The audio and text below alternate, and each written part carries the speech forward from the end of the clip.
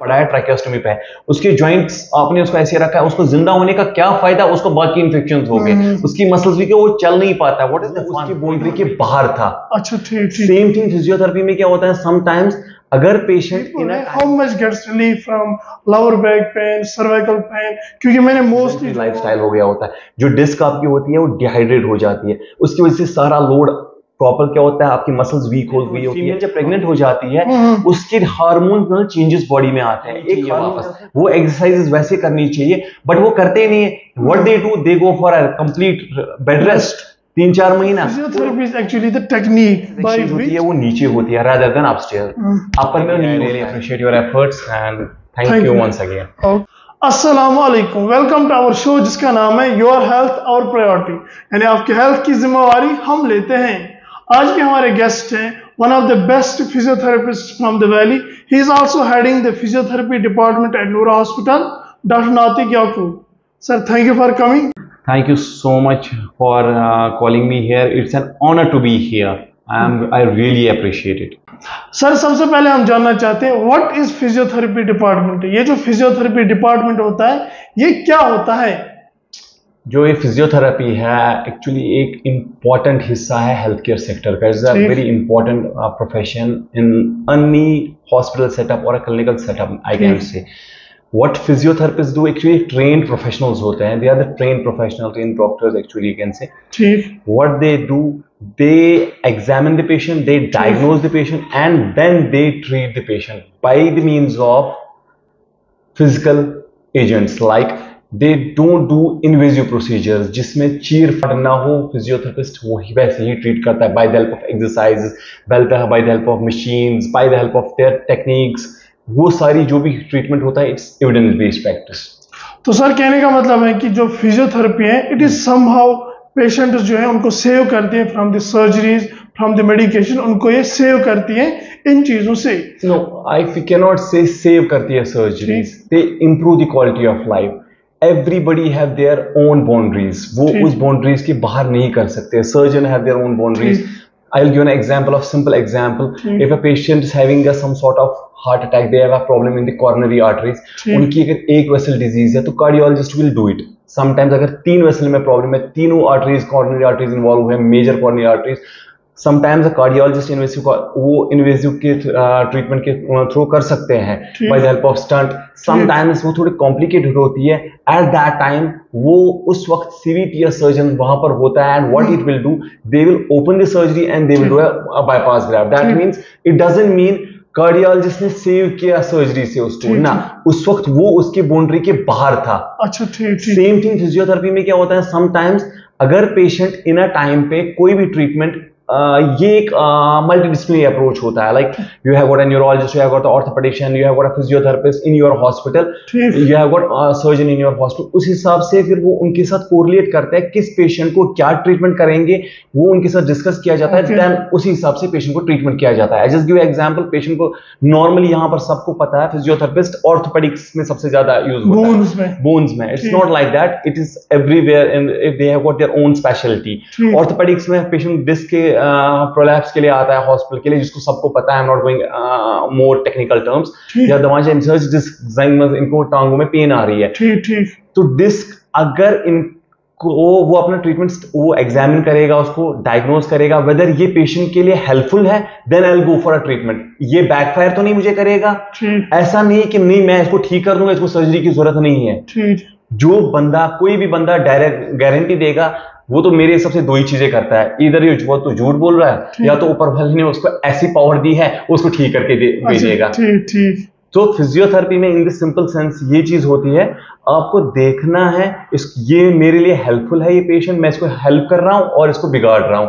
तो अगर ये इसके जोन में है, they can go for a treatment, diagnose कर सकते हैं। हाँ, 70 to 80% can be treated by the help of physiotherapy without going for a surgery in orthopaedic conditions. That is limited. It's not आप बोलेंगे फ्रैक्चर है patient को, इसको physiotherapy को ले लो, नहीं यार, इसको वो व्हाट वी कॉल्ड एज, इसको सर्जन के पास लेना है, उसको वो देखेगा, वो ऑपरेट करेगा या कंजर्वेटिव मैनेज करेगा, दैट इज हिज चॉइस। तो फिजियोथेरेपी से हमें ये पता चलता है कि जो फिजियोथेरेपी डिपार्टमेंट है, समहाउ अगर बोन्स की बात ले लें या फिर पेन, लोअर बैक की पेन ले लें, कहीं और भी पेन हो, तो समहाउ ये ठीक होगा। पेन मैनेजमेंट के लिए कर सकते हैं। Exactly, this is, it's not only pain manager, other treatment can be done. Stroke patient को होता है, जो मैं कॉमन कंडीशंस की बात करता हूं, they in a simple way they improve the quality of life to a patient.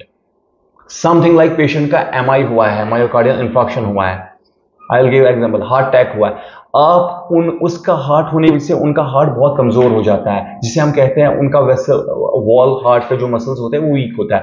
Normally जो हमारा इजेक्शन फ्रैक्शन होता है वो 60 से 65% होता है। वही ejection fraction that means 40, that means heart में अगर 100 ml ब्लड होता है, 65 ml उसको फेंकना ही फेंकना होता है, बट उस बंदे को 40 ही ml फेंकता है। द रीजन, क्योंकि उसको अब वो वीक हो गया होता है। अब जब फिजियोथेरेपी से हम कहते हैं कार्डियक रिहैबिलिटेशन प्रोग्राम, उस पेशेंट को वैसे उसको रिहैबिलिटेट करना है, उसको हार्ट को उसके कोलैटरल्स बन जाए, कोलैटरल्स इन द सेंस उसके छोटे छोटे वेसल्स बनना स्टार्ट हो जाए, तो वो हार्ट का लोड लेना स्टार्ट कर दे। इट डजंट मीन जो पार्ट डेड हो गया वो डेड हो गया, but the thing is the quality of life can be improved by the help of a proper cardiac rehabilitation program. ये कोई जिम पर्सन नहीं कर सकता, क्योंकि उसको पता होना चाहिए उस बंदे को इसका टारगेट हार्ट रेट कितनी है, इसकी कौन सी आर्टरी इन्वॉल्व हुई है, उसका ईसीजी कैसा दिखेगा इस वक्त, इसकी सैचुरेशन कितनी लेनी है मुझे। तो ये सारा कार्डियक रिहैबिलिटेशन प्रोग्राम का काम होता है। मतलब कार्डियक में भी हम ये चीजें कर सकते हैं, but can not be done at home. It can not be done, it needs vitals, for example BP है, पल्स है, सारी चीजें जो है ये हमें मॉनिटर करनी है, उसके बाद ही हम ये चीजें कर सकते हैं। सर, हाउ मच जो पीपल है, how much gets relief from lower back pain, cervical pain? क्योंकि मैंने मोस्टली जो लोग हैं वो देखे लोअर बैक पेन है, उनको सर्जरी की जरूरत नहीं है, लेकिन still they go for the physiotherapy. हमें लोअर बैक पेन है, रिड्यूस्ड हो गई disc space, they have a low back pain. I said, जो मैंने पहले भी बोला, it depends upon the grading, कितनी प्रॉब्लम में पेशेंट है, कौन सी प्रॉब्लम में पेशेंट है, कब आप treatment. It's again I am telling, it is very important to assess the patient carefully. You can decrease a pen. Physiotherapy quality of life improve करता है पेशेंट को, उसको पेन रिलीफ में हेल्प कर देता है, लो बैक पेन को help कर देता है bye the help of exercise, उसका प्रॉपर पोस्चर टेक्निक्स दिखा देता है। 90% ऑफ पेशेंट की जो प्रॉब्लम होती है, दे हैव अ बैड पोस्चर, उसकी वजह से डिस्क एग्रीवेट हो जाती है, सेम डिस्कल प्रोलैप्स करते हैं, एवरीबॉडी हैव गॉट डिस्क। और सबसे इंपॉर्टेंट बात, डिहाइड्रेशन हो जाती है। तो क्वालिटी सीडेंटरी लाइफस्टाइल हो गया होता है, जो डिस्क आपकी होती है वो डिहाइड्रेट हो जाती है, उसकी वजह से सारा लोड प्रॉपर क्या होता है, आपकी मसल्स वीक हो गई होती है, आपकी जो कोर है बहुत वीक होने की वजह से पर्टिकुलरली उस पर वो वेट बेयर नहीं कर पाते हैं। जो ऊपर से वेट आना चाहिए, तांबू से निकलना चाहिए, मैं टैक्निकल टर्म में नहीं कहूंगा, गलत तरीके से कोब की इच्छा से इंसान पकाना, दी तसा मोबाइल फोन्स एवरीथिंग, जो भी हमारी पोजीशनिंग है, हमारी बेंडिंग पोजीशन में है। हम काम करते हैं सारी बेंडिंग पोजीशन, खाते हैं बेंडिंग पोजीशन में, सोते हैं बेंडिंग पोजीशन में। इन केस अगर इंजरी भी उसी पोजीशन में होगी, हीलिंग भी उसी पोजीशन में होगी, तो उसका उल्टा करने से अगर इंसान थोड़ा सा एक्सटेंशन में चला जाएगा, हल्का सा कड़ी वाशा दबाना चाहिए, वो थोड़ा सा हेल्पफुल होता है, तो मसल्स शॉर्ट नहीं होंगे, प्लस स्ट्रेंथनिंग होंगे। सबसे ज्यादा प्रॉब्लम्स के यहाँ कहां पर आती है? फीमेल्स में। 90% ऑफ फीमेल्स डिलीवरी के बाद बोलती है हमें बैक पेन है। तुम्हारा अगर प्रसांज ताइकेजे शो कमरस दा तिम मेयर्स करो कमरस इंजेक्शन, जो मिथ है। एक्चुअली दे डोंट नो, जब इंसान female they are talking about anaesthesia, they are talking about they target ना इंसान जो कमरस इंजेक्शन आई मुझे बस करो केमिस कमरस दो।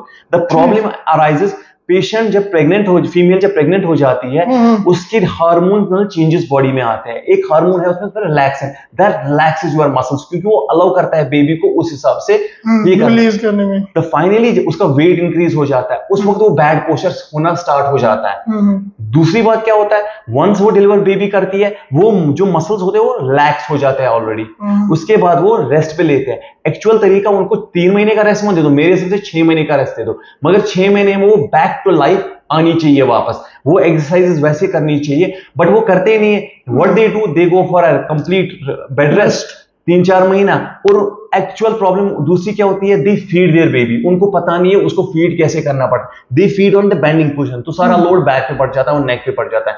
बेबी का nappy change, that is a bad posture all the time they do, that is the most important thing also in physiotherapy, they should teach. उसके लिए एक्चुअली वुमेन्स हेल्थ होती है।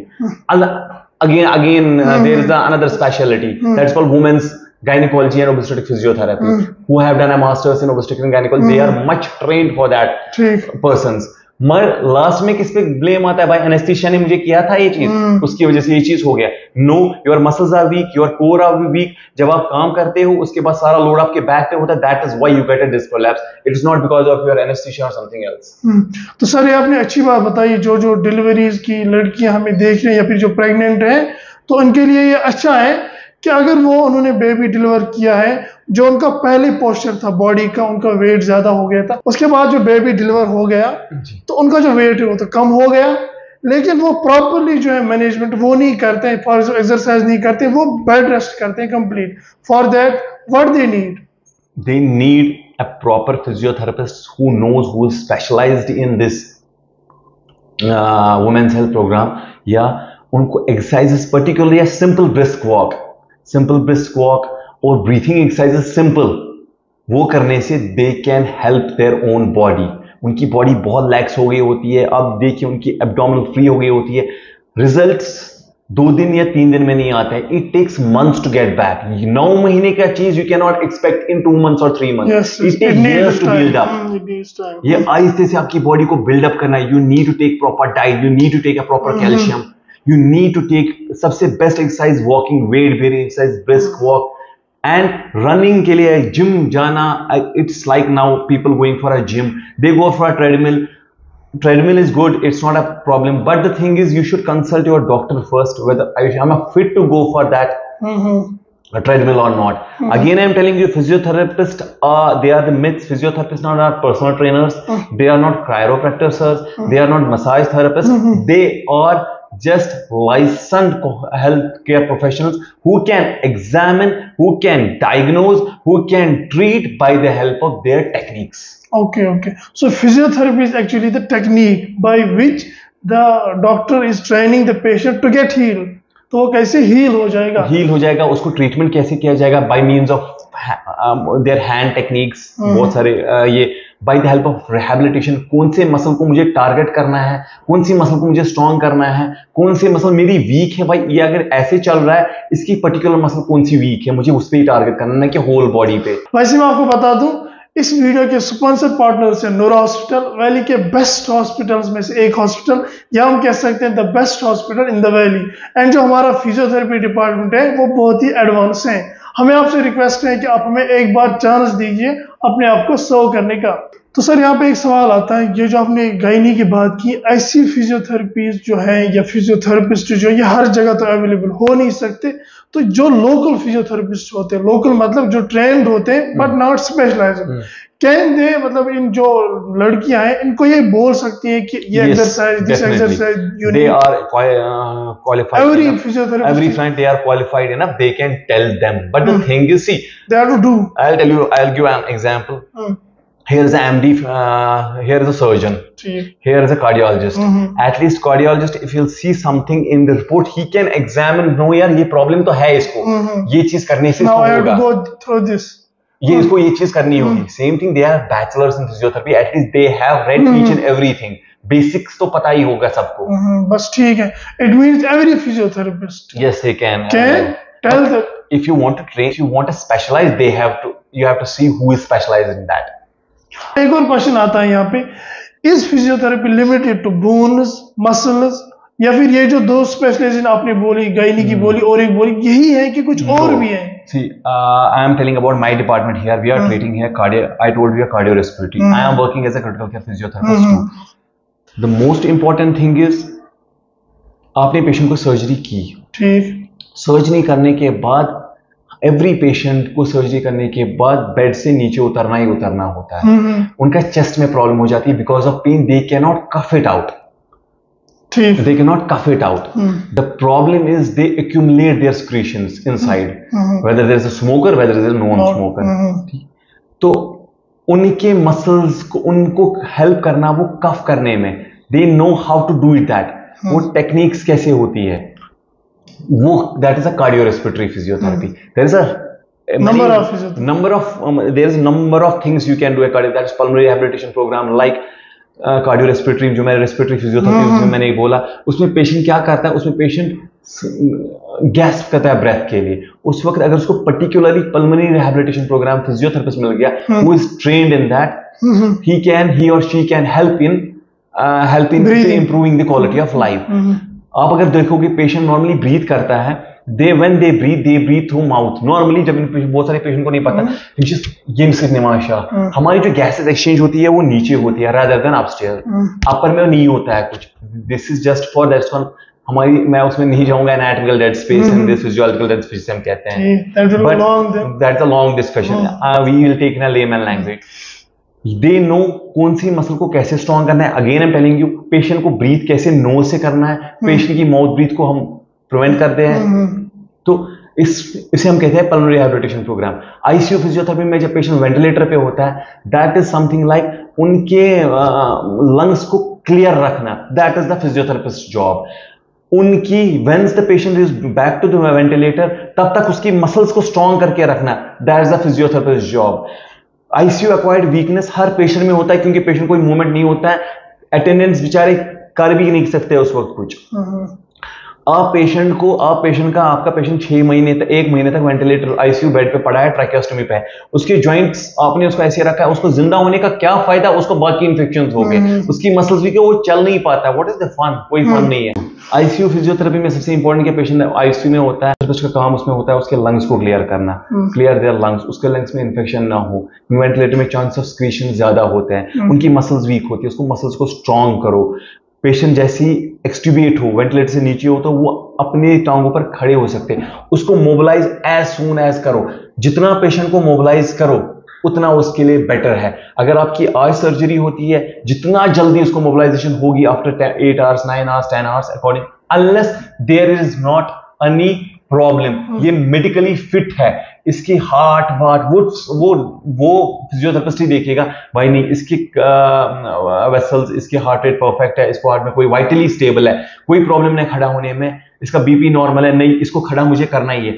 अगर तब भी ये खड़ा नहीं कर पाया इस पेशेंट को, तब भी इसको मोबिलाइज करना है बेड पे ही, ऐसे मोबिलाइज करना है कि इसके वाइटल्स पे कोई आंच ना आए. That is the physiotherapist job. तो हम कह सकते हैं कि बोनस तो है ही, कार्डियो रेस्पिरेटरी, हाँ कार्डियो भी है, न्यूरो भी है. इसमें और एक चीज आती है, फॉर एग्जांपल किसी को सर्जरी हो गई, तो सर्जरी के बाद उसको मोबिलाइज मतलब उठ के चलना, अगर वो वाइटली फिट है बहुत जरूरी है. अगर वो चल नहीं सकता तो फिजियोथेरेपिस्ट कैन ट्रेन हिम कि तुम्हें ऐसे चलना है, ऐसे करना है. अगर वो एबल नहीं है, उसको लेग्स में कुछ प्रॉब्लम है, उठ नहीं सकता है, स्टिल उसको भी फिर भी हम फिजियोथेरेपी के थ्रू उसको बोल सकते हैं कि आपको बेड पे ही कैसे कौन सी टेक्निक, कौन सी एक्सरसाइज करनी है, so that you will get healed as soon as possible. Exactly. I'm not telling about if you will go to European countries, they have assigned as a physiotherapist in the emergency department. उनके airways को clear करना. They are the most ACLS team के member होते हैं, वो code blue team के. They have to clear their airways. किसी patient को चोक हो गया है, कुछ हो गया है, उनके ही इज नॉट एबल टू. सबसे इंपॉर्टेंट बात क्या होती है, when a patient gets collapsed, आप सबसे चीजें पहले क्या करते हो, उसको एयरवे पेटेंट करते हो. उसकी सांस आराम से आनी चाहिए, उसका हार्ट ठीक से चलना चाहिए, हार्ट ठीक से चलना चाहिए. पेशेंट सांस नहीं ले रहा है, उसको कोई म्यूकस प्लग फंस गया है, दैट मींस स्क्रीशंस हो गई है, वो ओपन अप नहीं हो रहा है, उसको ओपन अप करने के लिए फिजियोथेरेपिस्ट की हेल्प होती है. There are lot of devices to be for that. Cough assist device, बहुत सारे मशीन्स आए हुए हैं. आज काम बहुत आसान हो गया हर किसी के लिए, बट वो पता होना चाहिए टेक्निक चलाना कैसे है. जब वो पता ही नहीं होगा, anybody can not use. Like मैं तो नहीं जा सकता, बस सर्जन को बोल सकता है भाई इसको ऐसे कट करना है. He is train. पहले तो ओपन सर्जरीज होती थी, उसके बाद क्या है लैप्रोस्कोपी का. सो व्हेन जब उसको ओपन सर्जरी आती थी तब जाके उसने लैप्रोस्कोपिक सर्जरी कर ली, राइट. अगर उसको ओपन ही नहीं आती तो लैप्रोस्कोपी कैसे होता है. Same thing is there. When I know how to do manual techniques, तब जाके वो मैं मशीन्स भी यूज कर सकता हूँ. इसके मामले में जीराटिक फिजियोथेरेपी होती है जो ओल्ड एज के लिए होती है. इसके अलावा ये क्वेश्चन में पूछने वाला था, जीरियाटिक फिजियोथेरेपी के लिए भी होता है, क्योंकि ओल्ड एज में उनकी बोन्स वीक होती है. हाउ टू ट्रेन उनकी मसल्स को स्ट्रेंथ कैसे किया जाता है, कितना स्ट्रेंथ करना है, उनके हार्ट पे असर तो नहीं पड़े, उसके लंग्स पे असर तो नहीं पड़े. Everything should be done in a precise वे. ठीक. तो सर आपने जो बोला जो कार्डियोवास्कुलर है उसमें भी फिजियोथेरेपी जरूरी है, मतलब जरूरत लगती है और बहुत इंपॉर्टेंट रोल अदा करती है, या फिर बोन्स है, मसल्स है, पल्मोनोलॉजी यानी कि ब्रीदिंग में भी बहुत इंपॉर्टेंट है क्योंकि एक्सचेंज ऑफ एयर हो जाता है। इनके अलावा कोई और चीज भी है जहाँ पे फिजियोथेरेपी की इंपॉर्टेंस है? Specialise as I told you, हर कोई अपना मास्टर्स करता है अपनी अपनी स्पेशलाइजेशन में। Okay. कोई बंदा ऑर्थोपेडिक्स एंड रिहैबिलिटेशन में करता है, musculoskeletal rehabilitation, some do MPT in cardio respiratory, some do MPT in critical care, कोई करता है एमपीटी इन न्यूरोलॉजी, कोई करता है एमपीटी इन जीरियाटिक्स, कोई करता है वुमेन्स पेल्विक हेल्थ, उसमें वुमेन भी आता है मेल भी आता है। Example I will give you, मेरे पास एक पेशेंट रिसेंटली आया, she was having pain on lower back. जब मैंने ट्रीट किया 8-10 दिन, उसको किसी ने भेजा था, he was a referral case, she was a referral case to me. जब एग्जामिन हो गया प्रॉपर तरीके से, एग्जामिन होने के बाद जब मैंने देखा, she was not getting relieved. Treatment करने के बाद शी वाज हैविंग सम लंबा सिम्टम्स, बट जब कंटिन्यू उसको फर्क नहीं हुई, I just wrote a simple ultrasound, वहां पर एंड्रोमेट्रियोसिस दिखा, तो pain was because of endometriosis. So that is not my domain. What I did, I sent the patient to the concerned gynecologist. She got treated for the endometriosis. Next day, after 3-4 days, she was relieved by back pain. So sometimes these are the things you should see. So इसीलिए पहले physiotherapy में आते हैं जिसमें females को prostate की problem हो जाती है, और फीमेल्स को इनकॉन्टिनेंस की हो जाती है, स्ट्रेस इनकॉन्टिनेंस की हो जाती है, पेल्विक फ्लोर मसल वीक हो जाते हैं। उसके लिए एक पेल्विक फ्लोर फिजियोथेरेपिस्ट होता है जिसको एग्जामिन करना आता है मुझे इस पेशेंट को कैसे ट्रीट करना है। सर यहाँ से हमें ये बात समझ आती है कि हर एक फिजियोथेरेपिस्ट हर एक पेशेंट को हील नहीं कर सकता है। हाँ, सो इस चीज के लिए स्पेशलाइजेशन होनी चाहिए, लेकिन जो फिजियोथेरेपिस्ट हैं that can do basic things, basic exercise तो वो बोल ही सकते हैं, बट स्पेशलाइजेशन के लिए उसको बोलना चाहिए कि आपको कहाँ जाना है और क्या करना है आपको फर्दर। सर स्किल्स क्या होनी चाहिए जो हमने इतनी बात की है फिजियोथेरेपिस्ट की? सबसे ज्यादा important as a physiotherapist, he should be able to differentially diagnose the patient. अब जब मैंने अभी आपको बोला पेशेंट एंड्रोमेट्रियोसिस का, मेरे पास पेशेंट आ रहा है कंटिन्यूअसली, तो व्हाट इज हैपनिंग, मैं उसको एग्जामिन कर रहा हूं। I will give one other example. I got a patient of disc prolapse के पेशेंट, पीआईवीडी पेशेंट है। जब मैंने उसका एमआरआई देखा, एमआरआई पे मुझे उसको डिस्क लगी। द पेशेंट सिम्टम्स दे रहा है same as leg pain. Okay, same as leg pain जब मेरा पेशेंट मुझे देख रहा है, अब आई एम ट्रीटिंग SLR, जो भी इसको मैंने एग्जामिन किया था अकॉर्डिंग टू एग्जामिन, वो मेरे हिसाब से फिट फॉर फिजियोथेरेपी था। मुझे लगा नहीं डिस्क के सिम्टम्स हैं, बट जब मैं सेशंस ट्रीटमेंट कर रहा हूँ, he is not getting relieved. So जब वो रिलीव मुझे पेशेंट बोल रहा है इंप्रूव नहीं हो रहा है 4-5-6 दिन 8 दिन में, तो 10 पैसा 5 पैसा तो बोलना चाहिए इंप्रूव हो रहा है। जब मैंने वापस से चेक किया, आई आस्क्ड हिम अगेन, तो मेरा क्वेश्चंस वापस स्टार्ट हो गया। Important history taking. He was a chronic smoker patient, his lipid profile was high. I asked him his investigation again जो उन्होंने किए थे, तो when I checked I find it out something. जब जो उसने मुझे पूछा वाइल क्वेश्चन आंसर, जब वो चलते थे उनको पेन होती थी, जैसे वो बैठते थे रेस्ट होती थी, आराम मिलता था। तो मैंने उनकी एक टेस्ट किया clinically, I found that positive. That is उनका मैंने आर्टरी चेक की, that's called on popliteal fossa में एक आर्टरी, पोप्लिटियल आर्टरी, वहां पर मुझे आई डिड नॉट फाइंड, वहां पर वो पल्सेशन बहुत वीक थी और स्टैंडिंग पोजीशन, ब्लड फ्लो कम था। Okay, I found something tricky, तो I send him for a Doppler. जैसे ही मैंने डॉपलर उसको किया, उसका राइट इलियक आर्टरी ब्लॉक थी। तो इलियक आर्टरी ब्लॉक होने की वजह से वहीं पर मेरा रोल खत्म हो जाता है। मैं कितना भी ट्रीटमेंट करता, उसको हील नहीं होता। तो हार्म करने से बजाय पेशेंट को किसी भी तरीके से, मेरे हिसाब से उसको आपको हेल्प करना है ना, इसलिए स्किल्स इंपॉर्टेंट है डिफरेंशियली डायग्नोज पेशेंट के लिए। Sometimes a patient comes with you है arm pain, jaw pain and neck pain. कभी कभी जॉ पेन नहीं आता है, नेक लेफ्ट आर्म पेन आता है, और चेस्ट पेन और बैक पेन लेके आता है।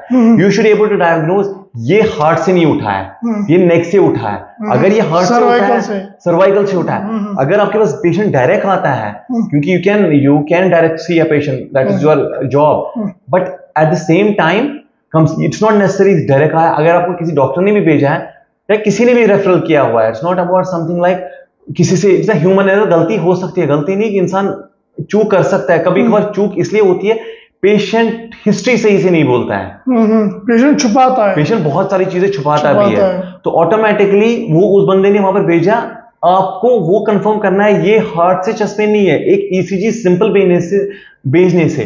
अब इंपॉर्टेंट क्या होता है, दूसरी बात, कभी कभार आपका ईसीजी नॉर्मल आता है, ठीक, हाँ, but most of the case ECG normal, that doesn't mean कि ये हार्ट से नहीं उठा है। You have to make sure that patient के सिम्टम्स देखो, if it is continuously telling chest pain plus breathlessness भी हो रही है, स्वेटिंग भी हो रही है, वेट फॉर 2-3 आवर्स, अगेन उसका ईसीजी कराओ मत। ये घर हॉस्पिटल से, अगर ये क्लिनिक सेटअप है, send him to the director hospital. अगर हॉस्पिटल में है वहीं पर रोको उसको, इमरजेंसी डिपार्टमेंट रखो, 2-3 घंटा रखो, उसके बाद ईसीजी रिपीट करो। If you will see some changes there, then go for respective doctors, refer to the cardiac. If you are not finding, then start a treatment. That is how I would say differential diagnosis is important. Yeah, I'll give another small example. किसी patient को back pain होता है, same thing he is in gallbladder pain, या उसकी pain ऐसी होती है that is in your thorax, dorsal होती है, so he is not able to diagnose ये डॉर्सल की वजह से है, ये बैक की वजह से है, और कहां से पेशेंट को रिलीफ मिलता है ऑन डे व्हेन पेशेंट ऐसे in a bending position. So that is the physiotherapist job, उसको पता होना चाहिए, एसेस करना चाहिए, नहीं जी यार जब ये पोजीशन में आएगा ये गॉल ब्लैडर की पेन है, ये बैक पेन की ऐसी पेन नहीं होनी चाहिए। I should rule out the red flags first. Red flags is the most important thing. इसमें रेड फ्लैग्स क्या हो सकते हैं, मुझे ये पेशेंट को कोई प्रॉब्लम तो नहीं करेगा, तब जाके ट्रीटमेंट करो, क्योंकि आपके ट्रीटमेंट से पेशेंट मरने वाला नहीं है। बट द थिंग इज, अगर आपने डायग्नोज सही से नहीं किया, it can be a disaster for that patient. So sir ये क्लास है, फिजियोथेरेपिस्ट के लिए भी क्लास है और लेसन है उन सब लोगों के लिए जो फिजियोथेरेपी कर रहे हैं। अगर आप फिजियोथेरेपी कर रहे हैं, आपको इंप्रूवमेंट नहीं हो रही है, तो अपने फिजियोथेरेपिस्ट से पूछिए कि हमें क्यों नहीं हो रही है इंप्रूवमेंट। तो फिर फिजियोथेरेपिस्ट का काम है वो भी सोचे कि कोई और प्रॉब्लम तो नहीं है, मैं किसी और चीज को ट्रीटमेंट कर रहा हूं तो डिजीज कोई और है। ये चीज जरूरी जाननी है पेशेंट को भी और फिजियोथेरेपिस्ट को भी। सर कोई और skill? It's not, I said, आपने अभी बोला अगर इंप्रूवमेंट नहीं हो रही है डजंट मीन कि उसको कोई और प्रॉब्लम ही होगी। इट मींस समथिंग लाइक शफा देने वाला अल्लाह ताला, हाँ शिफा देने वाला, उसमें कोई आप रोक नहीं सकते। कभी कभार क्या होता है ना, तीसरा आई कैन से third paediatrician is always best doctor. अब कैसे एंगल से मैं कहूंगा, बच्चा, माँ अपने बच्चे के मामले में रिस्क नहीं लेती है, तो वो क्या करती है, पहले पीडियाट्रिशियन के पास गई, उससे फर्क नहीं हुई, शाम तक वो दूसरा अगले दिन चेंज करती है। जब तक दवाई असर करना स्टार्ट कर देती है तब तक तीसरा हो गया होता है। सो थर्ड पीडियाट्रिशियन जब मिलता है तब तक फर्क हो गई होती है, उसकी नजर में वही डॉक्टर अच्छा है।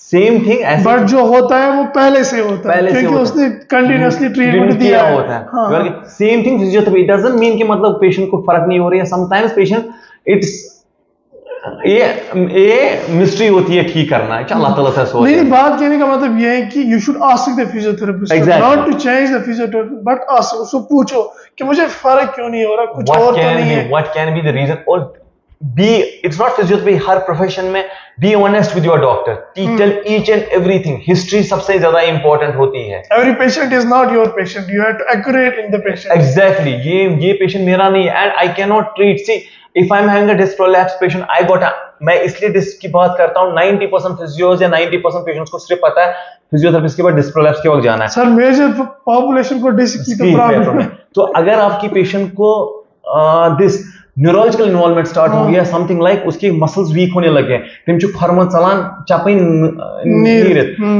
अगर मैं उनकी जगह होता, I will send directly to a neurosurgeon. मैं एमआरआई देख के, अगर वो कॉर्ड पे कंप्रेस कर रहा है, क्योंकि जितनी जल्दी उस बेचारे को वो कंप्रेशन कम हो जाएगा उतना ठीक हो जाएगा, मैं उसको अपने पास नहीं रख सकता। अगर कोई एक्सपेक्ट करता है मैं कोई टेक्निक करके उस पर वो कंप्रेशन उठाऊं, that is next to impossible, क्योंकि पेशेंट तब मेरे पास आता है जब उसकी डिस्क ऑलमोस्ट खत्म हो गई होती है, डिहाइड्रेट हो गई होती है, एंड दे डोंट डू।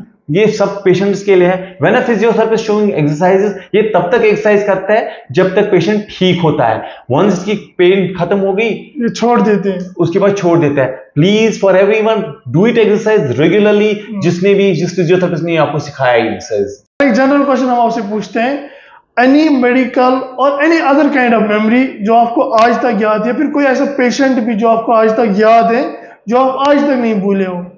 मेरे तो मेमोरीज बहुत सारे पेशेंट हैं माशाल्लाह, it's like something I am blessed, okay, that's good, I am अल्हम्दुलिल्लाह। Truly blessed. मैं अल्लाह ताला का जितना भी शुक्र करूं उतना कम है। तो people have loved me a lot and I am sure जब आप ये डालेंगे you will get a lot of comments इंशाल्लाह रिगार्डिंग मी, बिकॉज बहुत मैंने बोला ना समटाइम्स मुझे भी नहीं पता होता था मैंने पेशेंट को ट्रीटमेंट किया, मैंने क्या ट्रीटमेंट किया और वो ठीक हो जाता था। ये अल्लाह ताला तक सब कुछ है। एक पेशेंट है मुझे एक दो पेशेंट्स याद है। एक पेशेंट ऐसा है, मैं बॉम्बे में जॉब करता था और आई वाज मेरे को नॉन इन्वेसिव वेंटिलेशन पेशेंट को पुट करना था, NIV से हम कहते हैं। नॉन इन्वेसिव वेंटिलेशन वो होता है, वेंटिलेटर दो होते हैं, आपको तो पता ही होगा, बाकी उनको एक इंट्यूबेट किया जाता है जिसमें पेशेंट को ट्यूब डाला जाता है, वो सुला जाता है। नॉन इन्वेसिव वेंटिलेशन उसको बचाने के लिए पेशेंट को सिंपल माउथ पे रखते हैं, उसकी सैचुरेशन कम हो रही थी तो पेशेंट को CPAP लगाना था। तो पेशेंट के रिब्स को फ्रैक्चर हो गया था तो पेशेंट का ब्रीथ नहीं कर पा रहा था। तो उससे पहले जो उसका एक्सरे कराया था सम 6 घंटे पहले, it was absolutely fine, but they found their secretions because he was not able to cough it out. उसके एल्वियोलाइज ओपन अप हुए। ये स्किल्स की बात वापस से मैं आ गया, sorry to I was told that आप इसको नॉन इन्वेसिव वेंटिलेशन लगाओ। The moment I reach there, मैंने जब नॉन इन्वेसिव वेंटिलेशन देखा, आई ऑर्डर्ड एक्सरे, तो मैंने देखा एक्सरे, पर जब मैंने पेशेंट की ब्रीथिंग देखी और इसकी हार्ट रेट देखी, हार्ट रेट थोड़ी सी डिक्रीज हो गई थी। अच्छा, ठीक। So it was he was in bradycardia, heart rate कम हो रही थी और सैचुरेशन भी ड्रॉप हो रही थी और पेशेंट थोड़ा सा ड्राउजी होने लग रहा था। तो मेरे लिए थोड़ा सा वो अलार्मिंग साइन था। मैंने एक्सरे देखा, वापस से उसको टेंशन न्यूमोथोरैक्स हो गया था। अगर मैं उसको नॉन इन्वेसिव वेंटिलेशन ऊपर से डालता, it could have been disaster for him again. ये सो दैट इज, मैंने उसको माना नहीं, उन पे I won't tell the hospital name, that is outside. तो मैंने उसको माना नहीं, तो I concern that particular doctor वहां पर तो जो थे उनको रेजिडेंट नर्स, मैंने माना नहीं उसको, थोड़ा सा ये तो उन्होंने उसको ट्रीटमेंट किया। उनको उसको डाला गया दिस ICD डाला गया, फ्यूजन भी हो गया था, उसको ICD भी डाला गया। जैसे ही वो फिर वहां से निकला, he was absolutely fine. It was like he was from Bombay itself, that guy, he was a Hindu, trust me. उसके लिए मैं, he came to know about that thing. वो उनके साथ कांटेक्ट तो है नहीं, बट वो फोन खराब हो गया मेरा। I have been 10 years then, whenever मैं बॉम्बे जाऊंगा डेफिनेटली उनसे मिलने जाऊंगा। लिटरली उनको मेरे पैर पे गिरे हैं। Finally he got relieved, so that it's not why I choose a critical care most likely, it's like जब वही पेशेंट ICU से अनकॉन्शियस स्टेट में होता है और जब उसको पता ही नहीं होता है कौन ठीक करेगा, उसको कुछ पता ही नहीं होता कौन क्या कर रहा है मेरे साथ, उसके बाद वो जब ठीक करके निकलता है, उसमें आपको थोड़ा सा ये हो जाता है, you get an thrill inside, खुशी मिलती है। मैं भी एक इसमें एक बंदा था, मैं भी एक कड़ी थी जिसको इसको ठीक करने में, अल्लाह ताला की मदद से ठीक करने में ये, सो वो खुशी अलग ही होती है। That was the why I choose this critical care field most likely on others. Finally वो ठीक हो गया, फाइनली वो ठीक और आपने, उसने आपको ढूंढा। वैसे मैं आपको बता दूं, अगर आपको हमारा वीडियो अच्छा लगता है, हेल्पफुल लगता है, इंफॉर्मेटिव लगता है, तो इस वीडियो को लाइक करें, शेयर करें, ताकि और लोग इससे बेनिफिट पा सकते हैं। सर, सबसे लास्ट में हम जानना चाहते हैं, any technique for the people जो घर में है, जो कर सकते हैं एक्सरसाइजेस ताकि वो हील हो जाए, या बेसिक चीजें जो होती हैं, बेसिक टिप्स जो होते हैं जो घर में लोगों के लिए होती है। वॉकिंग से बेटर कोई एक्सरसाइज नहीं है। ठीक। विटामिन D ले लो, धूप ले लो जितना हो सकता है, ये मेरे हिसाब से। ठीक। पोस्चर अपना ठीक करो, posture in the sense standing, walking, try to do exercises regularly in the sense of simple exercise. Walking से बेटर एक्सरसाइज कोई नहीं, आपके लंग्स को भी स्ट्रॉन्ग करेगा, एवरीथिंग।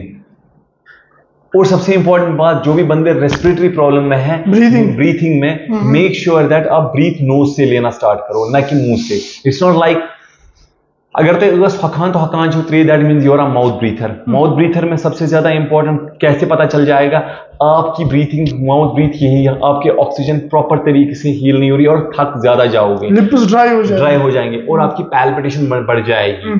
तो बेस्ट वे है ब्रीथिंग नोज। नोज के अपने फायदे हैं। अगर आप नोज ब्रीथ नहीं करते हो, आप फिल्टर नहीं करते हो, पहली बात। दूसरी बात, आप एयर, ड्राई एयर अंदर चला जाता है, you are not moisturising the air. Third, that is humidification से हम कहते हैं। Third is that is nitric oxide production. वो मैं आगे नहीं जा सकता उसमें, वो बहुत लंबा है, बट मेक श्योर दैट जब भी आपका मुंह बंद करके ट्राई टू ब्रीथ नोज। कैसे करोगे, छोटे छोटे चीजें ग्रीन या रेड कलर का अपनी दीवार जिस चीज पे आपको रोज नजर पड़ती है उस चीज पे रेड डॉट लगाया करो। रेड डॉट डिनोट्स या green dot denotes anything what जो भी आपको कलर पसंद हो, उससे आपको याद पड़ेगा नहीं मुझे नाक से सांस लेनी है। तो ऐसे ही कर करके आपकी नोज ब्रीथिंग इंप्रूव हो जाएगी। इन केस तब भी नहीं हो रही है, कंसल्ट योर ENT, कंसल्ट वो नेजल पॉलिप या कुछ तो नहीं है, DNS तो नहीं है, ये बहुत सारी चीजें हो सकती है। Why I am not breathing through nose, what is, मेरी नाक हमेशा बंद क्यों होती है? तो नेजल हाइजीन इज सबसे important. If you don't know the technique you can consult they, जो लोग इसमें ट्रेंड है उनसे टेक्निक आप ले सकते हो। फिजियोथेरेपिस्ट से, ENT से आप टेक्निक्स ले सकते हो कि कैसे मैं अपनी बेसिक चीजें जो इम्प्रूव करूं, उससे मेरा जो हेल्थ या लाइफस्टाइल है वो सही हो जाए। और सबसे इंपॉर्टेंट हमारा जो बॉडी पोस्चर है वो भी करेक्ट हो, ताकि हमें कोई भी पेन ना हो। तो लास्ट में हम यही कह सकते हैं, जो फिजियोथेरेपी है ऑलमोस्ट हर एक जगह हमें काम आती है।